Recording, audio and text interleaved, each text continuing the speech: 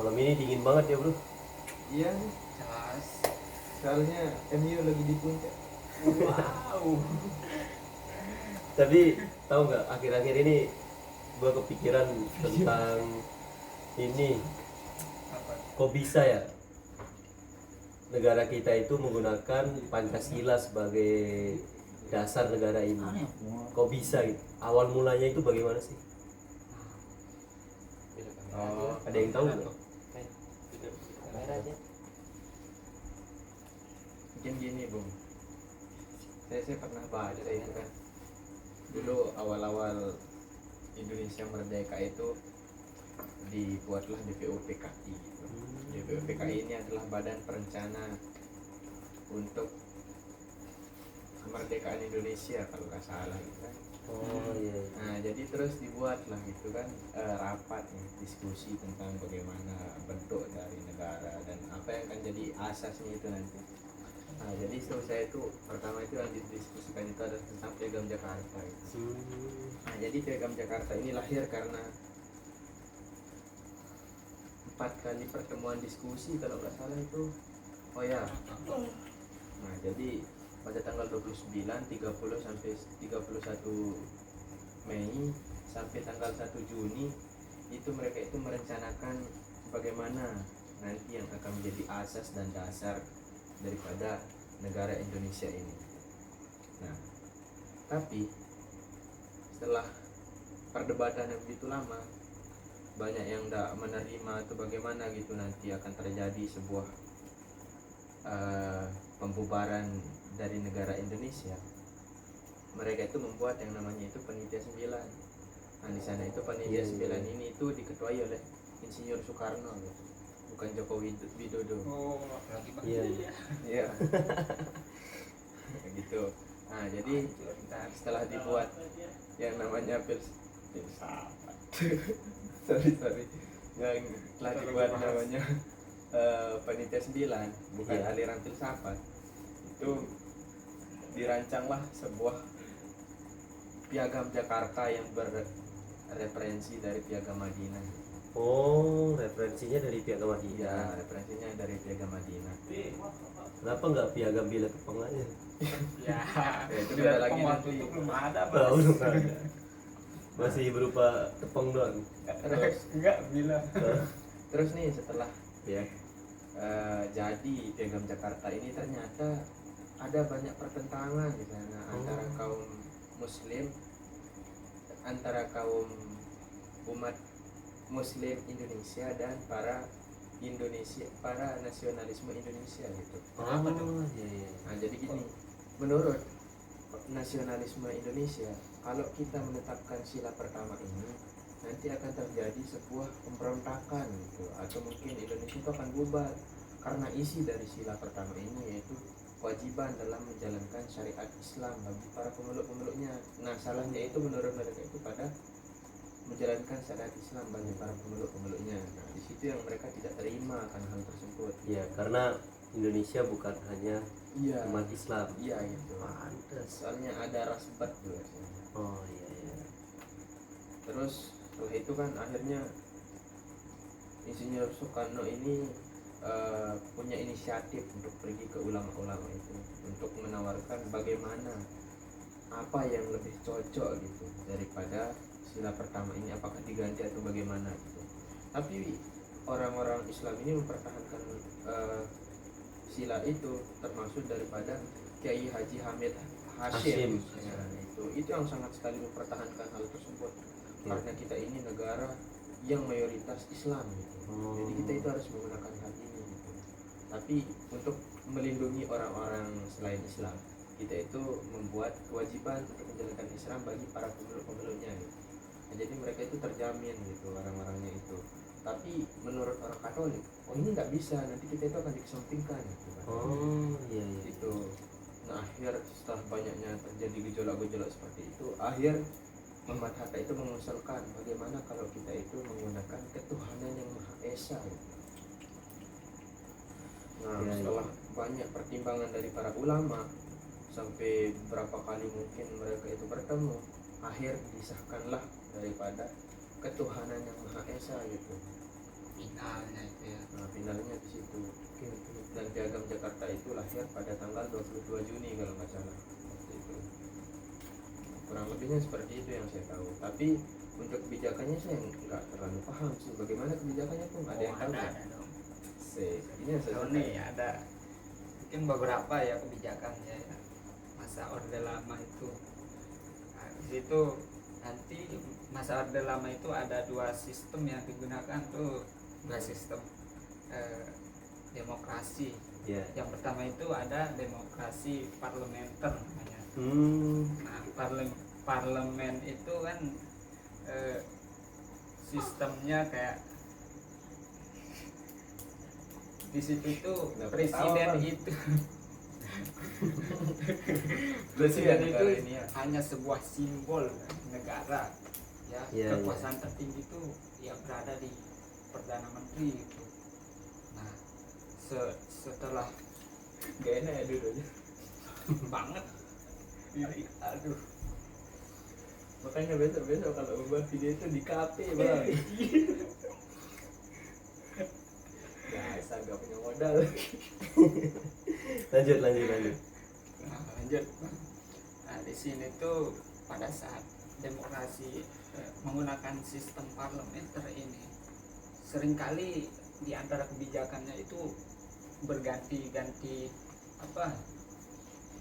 Berganti-ganti itu kabinet lah. Iya, Sering banget berganti kabinet. Nah, pada akhirnya Presiden Soekarno ini udah gimana? Udah muak banget karena Soekarno itu berpendapat bahwa sistem parlementer ini kayak bikin Indonesia itu enggak apa ya? Gak maju-maju. Enggak maju-maju gitu. Emang gak maju. Ya, mau berkembang ya. Nah, itu berkembang. Nah, pada saat sistem parlementer itu kan di antara kebijakannya itu juga ada dekret presiden di sana. Nah, dekret presiden itu isinya ya pembubaran Ya. iya sih. Pembubaran parlemen. Atau Ya, parlemen. pembubaran itulah, sistem itu dirombak lah. Ya duduknya biasa aja bang. Dirombak lah di situ. Nah, menggunakan sistem demokrasi terpimpin.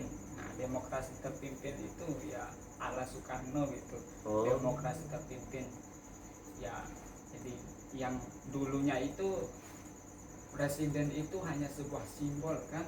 Iya. Nah, pada saat demokrasi terpimpin ini Soekarno itu sudah berpusat kekuasaannya itu pada presiden gitu. Iya. Udah nggak di perdana menteri lagi gitu. Nah, pada saat itu kan di antara kebijakannya juga dibagi jadi dua nih. Ada kebijakan dalam negeri sama kebijakan luar negeri gitu. Iya. Maksudnya gimana tuh bang? Nah, kebijakan yang pertama itu kebijakan dalam negeri ini ya salah satunya yaitu penyatuan ideologi. Penyatuan ideologi yaitu ya disebut dengan Nasakom, yang isinya itu kalangan bukan nasionalisme, Komunisme. agama dan komunisme, jadilah Nasakom. Oh iya. Nah, kan Soekarno itu tujuannya untuk menyatukan semua ideologi yang ada di Indonesia ya, yang tiga itu, dengan harapan bahwa Indonesia ini bisa maju bersatu gitu.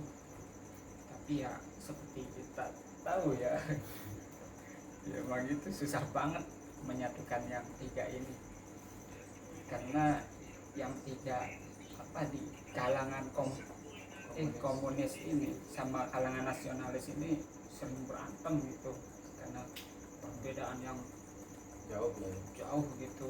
Makanya ya mungkin menurut Side Nasakom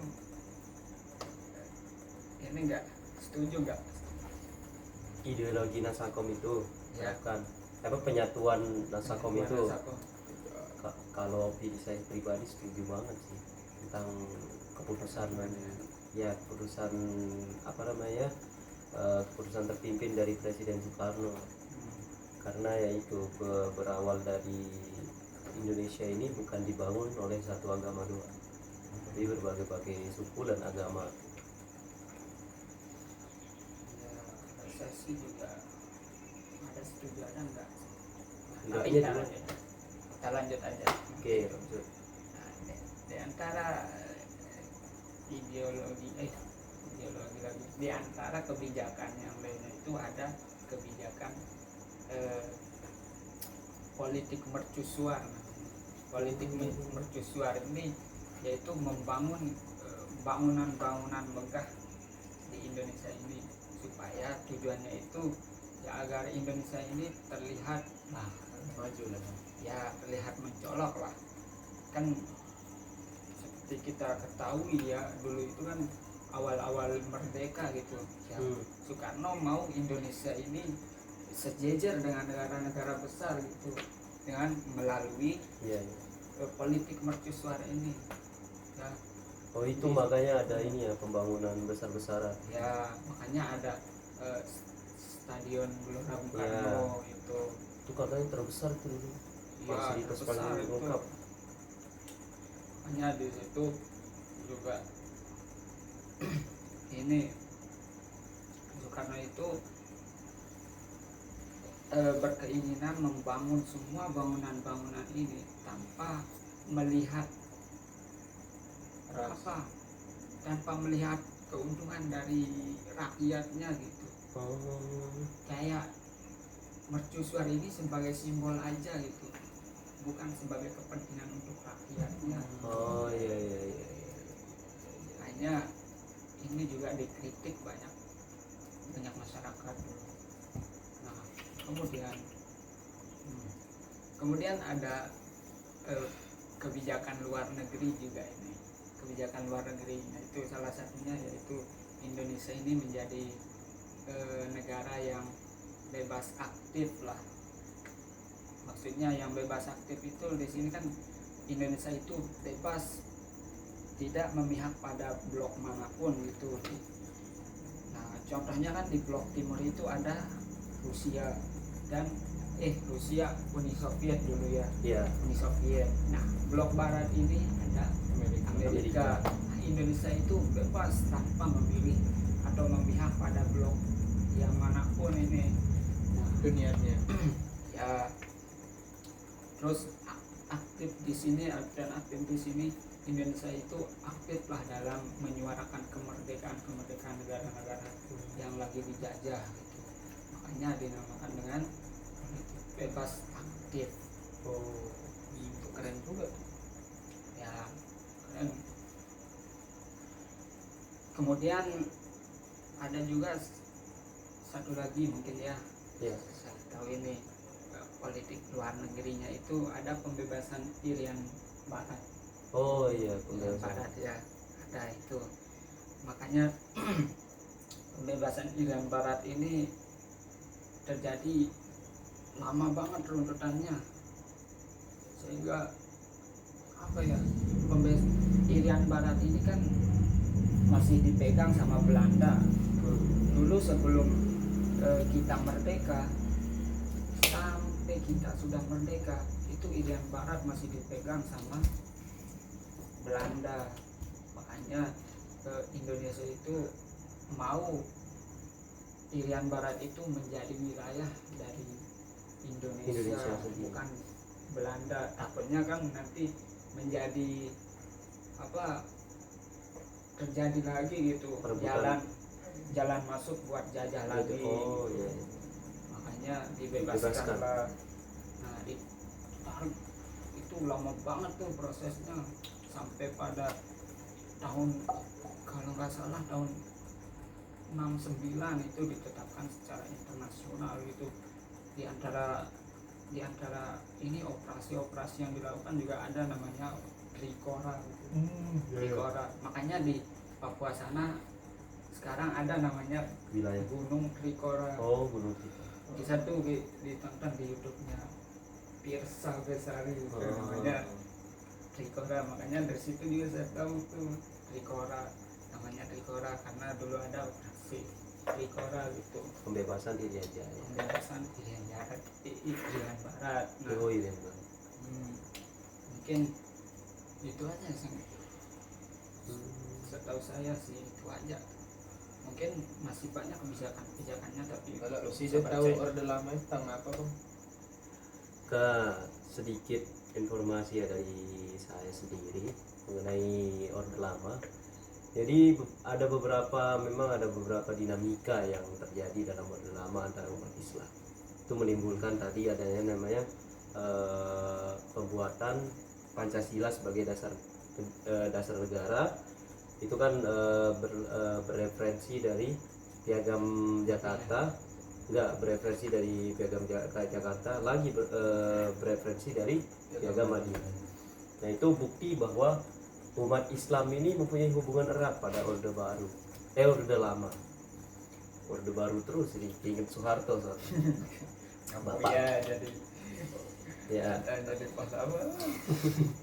Soeharto. Hari juga ya. Nah, Dingin ya. pada dinamika Orde Lama ini, hubungan umat Islam dengan Orde Lama ini sangat memanas, bisa dikatakan sangat memanas. Yang pertama itu pada tahun yang namanya fase awal, yaitu demokrasi parlementer dan liberal, di mana di situ dikatakan kalau hubungan umat Islam di situ tuh menjadi sebuah partai dalam pemerintahan Orde Lama. Akan tetapi ya tahu sendiri tadi parlementer dibubarkan oleh Presiden Soekarno dan diambil alih sebagai apa tadi? Demokrasi terpimpin. Nah, selanjutnya itu adalah polarisasi partai ini. Ini yang mempengaruhi dinamika tujuan dari umat Islam itu mau kemana dalam pemerintahan Indonesia ini. Banyak ormas Islam sendiri itu berafiliasi menjadi partai-partai politik dengan alasan untuk menjadi penyokong bagi umat Islam dalam berpolitik di Indonesia ini. Penyokong itu menjadi pemaju, penggerak, pendorong dari pemegang hak kuasa politik mewakili umat Islam di Indonesia ini. Nah, contohnya di situ ada Masyumi dan juga PPI, juga ada namanya NU. Nah, di sana itu beberapa ormas ini ikut dalam pemerintahan Orde Lama gitu. Nah, tetapi yang bahaya dalam polarisasi politik ini, polarisasi partai ini, itu mereka saling sikut antara umat Islam sendiri. Karena ideologi mereka berbeda-beda. Pertama, NU mendukung yang namanya Nasakom tadi. Tetapi di dalam NU juga ada perpecahan juga. Ada yang mendukung perbentukan negara Islam dengan landasan teguh Islam banget gitu.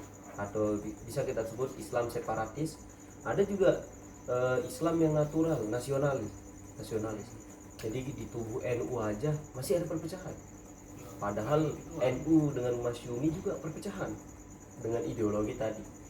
NU mendukung Nasakom, Masyumi mendukung separatis tadi, Islam yang sangat teguh pada syariat untuk membangun sebuah negara. Nah, dalam hal ini Presiden Soekarno akhirnya memutuskan untuk membubarkan yang namanya Masyumi.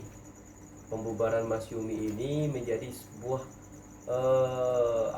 dorongan ketat dalam pembatasan kebebasan dalam berpendapat terhadap umat Islam sendiri. Makanya itu setelah terjadinya pembubaran Masyumi ini, maka terjadi pemberontakan yang dilakukan oleh gerakan Islam separatis seperti DI sama TII. Itu juga yang terjadi pada di Jabar, yang dilakukan oleh Kartosuwirjo dengan Daud Bebrene, yang dilakukan di Aceh. Daud Beruwe. Daus Itu. Ini Daud Daud ini Daud. Kirain Nah Daud ini. itu ini terjadinya pembubaran terhadap Masyumi menjadikan dorongan terjadinya pemberontakan. Tapi bisa dihandle sama orde lama, pemerintahan orde lama sendiri. Lalu ada yang namanya fase demokrasi terpimpin tadi. Itu terjadi pada tahun 1959 sampai dengan 1965. Di situ terjadi otoritas Soekarno memimpin pemerintahan orde lama itu sendiri. Lalu yang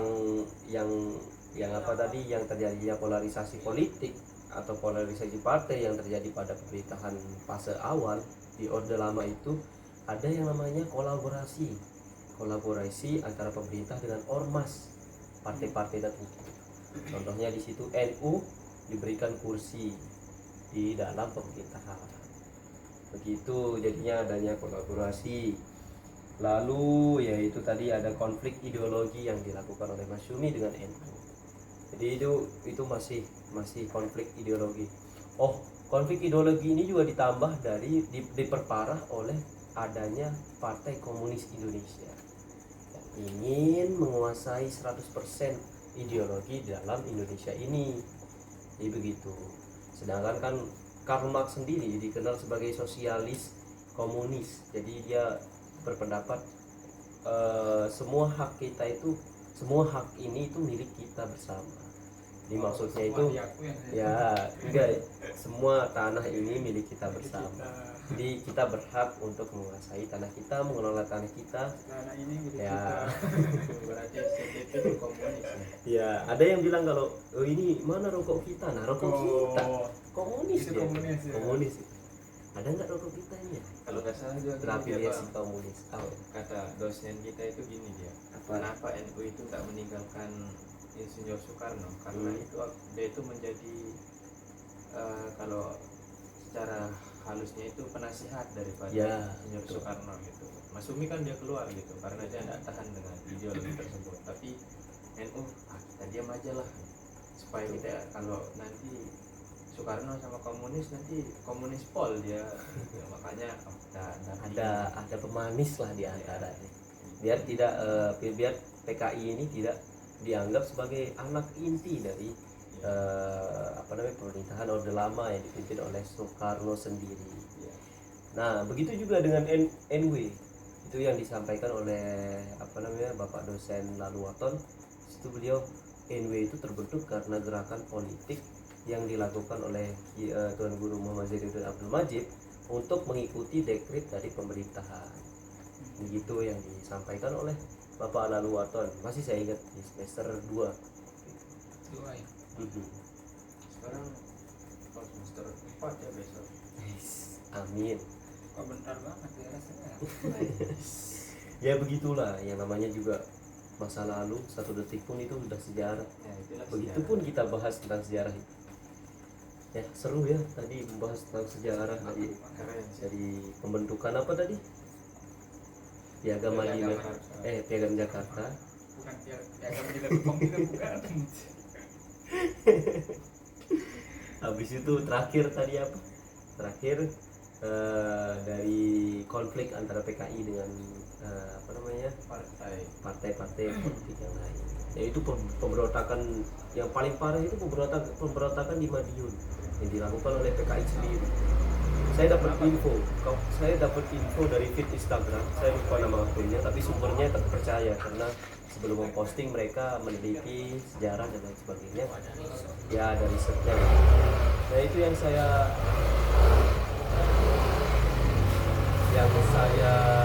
temui. Jadi yang saya temui pada pada feed Instagram yang saya baca itu, ternyata sebenarnya PKI itu tidak boleh membawa senjata pribadi dalam bertani. Akan tetapi orang-orang PKI ini karena didukung oleh pemerintahan Cina, Republik Cina waktu itu, maka Republik Cina ada di Cina. Ya ya yang PKI yang ada di Indonesia ini ternyata disuplai senjatanya itu dikirim dari Cina untuk melakukan pembelaan diri nanti seandainya ada terjadi sesuatu dalam PKI. Karena yang Indonesia itu tadi dia itu anak bebas, dia bebas, dia tidak mengikuti blok barat, tidak mengikuti blok timur, jadi agak tengah-tengah, putih gitu, nggak merah nggak biru gitu. Jadi Indonesia itu keren gitu dalam ideologinya sendiri, membangun ideologinya sendiri. Yaitu fun fact-nya itu ternyata senjata-senjata yang dikasih dalam pemberontakan Madiun itu dikirim dari Cina. Itu bahaya itu kalau Cina ini memang licik ya, sembunyi-sembunyi Cina. Ya begitulah. Kesimpulannya memang gitu, dinamika hubungan umat Islam dengan Orde Lama ya. Pertama kadang nyaman, habis itu kadang panas, habis itu nyaman lagi, panas lagi. Untungnya kita nggak ditinggal, nggak diasingkan. Kayak siapa itu yang pernah nyaman terus asing? Bahlil. Bahlil. Ini jokes Bahlil. Nggak pernah nggak Bahlil lucu ya. terus, Ibu, kayaknya udah dingin banget ya di sini ya. ya. Ngantuk gak sih? Ngantuk sih.